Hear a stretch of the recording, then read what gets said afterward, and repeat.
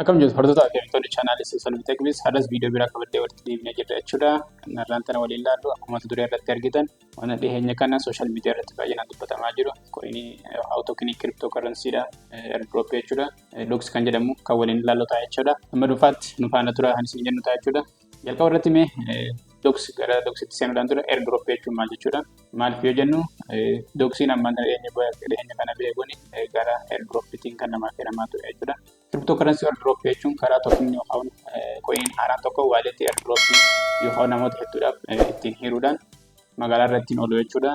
Sababni isaan kana godhaniif yookaan kaayyoon isaan kana godhaniif tokkoffaa marketingii promotionii hojjechuudhaaf pirojektii hundisuuf yaadan saniif inni lammaffaan ammoo hordoftoota baay'ifachuudhaaf sadaffaan kanneen airdropiin tokko namoota yookaan hordoftoota isaanii kan dhugaadhaa badhaasuudhaaf kan itti karaa ittiin kanan jechuudha.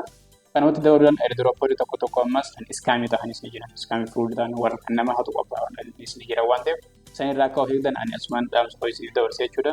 Airdrop irraa hin gara jennee ammaan doxiin airdrop keessaa isa tokkodha. Tokkonidha jechuudha. Ammaan tana gara cryptocurrency dabalamuudhaaf qophii hunda xumuree kallattii itti aanutti deemaa jira jechuudha. So har'aan tana waa'ee dox irraa xiqqoo kan dubbanne yoo ta'u doxiin telegram meme coinidhaa fi saffisaan toon ekosistemiidhaan kan fudhatama argate jechuudha. Karaaleen ittiin doxii kana ittiin namoonni sassaabachaa turan yookaan ittiin argachaa turan tokkoffaan telegram age umrii telegrama hammamta kan fayyadamaa turte kan jedhu lammaffaan ammoo guyyaa guyyaadhaan taaskisii kan nama hojjetan saniin hojjechuu fi sadaffaan namoota rifar gochuudhaan doxiin kun karaan ittiin namaa kennamaa ture jechuudha.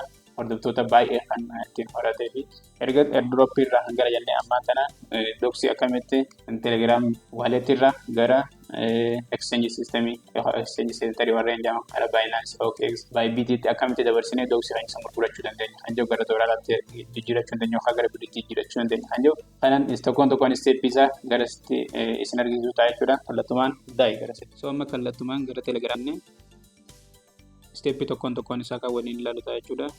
Egasii gubbaa kanarra doxii jennee sarchi goona. Kunoo kan dhufu kanatti naannoo meemorii miiliyoona 51 kan qabu jechuudha. Egasii jala kanarra open kan jettu kanarratti tuqna. Egasii balaansii isin qabdan asirratti kan isin argisu jechuudha. Fakkeenyaaf ana 843 qaba. Tokenii kana claim gochuu nan danda'a.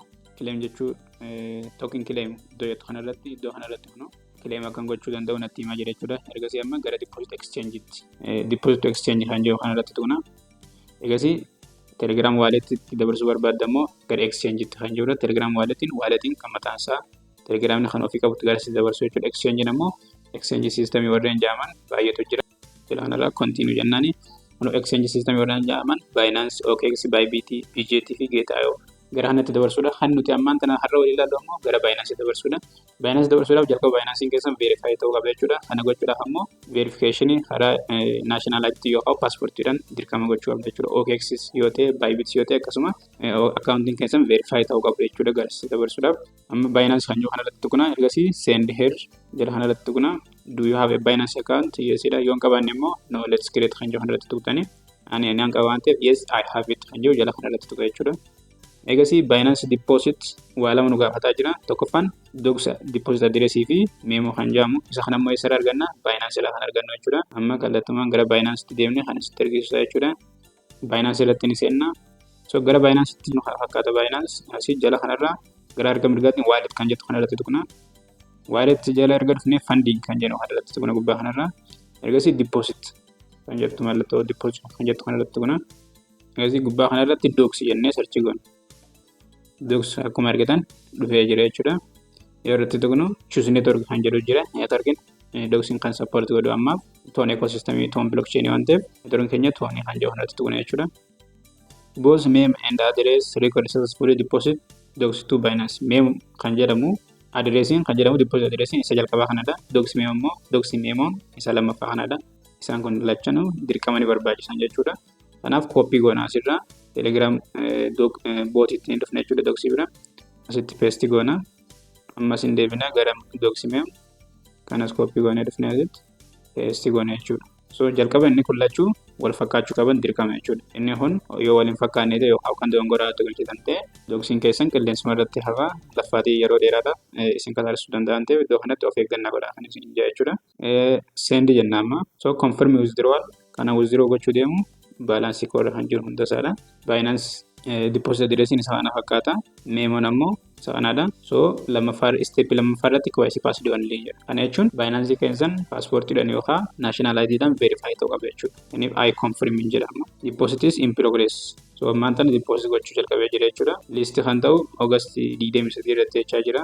Ammaan tana gara Binance keenyatti deposit yeroo ta'u Binance keenya jala dhufnee asii akkuma amma cost USDT jedhee asitti list nu godhu kanarratti dogsii keenyas as keessatti xumure jechuudha. Ammaan tana xiqqoo yeroo fudhata waan ta'eef yeroo deposit ta'etti Binance keenya as jalatti kan nutti argisiisu ta'a jechuudha. Kanaaf amma kanaan booda doksiin keenya yeroo gara Binancetti ta'e guyyaa listii geetti yeroo inni Binance irra listii ta'e booda gara USDT jiruu dandeenya. Gara USDT jira jechuun ammoo gara Binance gara birriitti jiruun salphaadha jechuudha. Ethiopia jala deemnee gara birriitti jijjiirra. Step isaa gara fuulduraatti kan irratti isin hojjedhu ta'a. Ergasii ammoo gara bank account'itti transfer gochuun salphaadha jechuudha. So viidiyoon irraa isin qabee dhufe kana fakkaata. Waa hedduu kan irraa barattan abdiin qaba. Galatooma. Bye bye.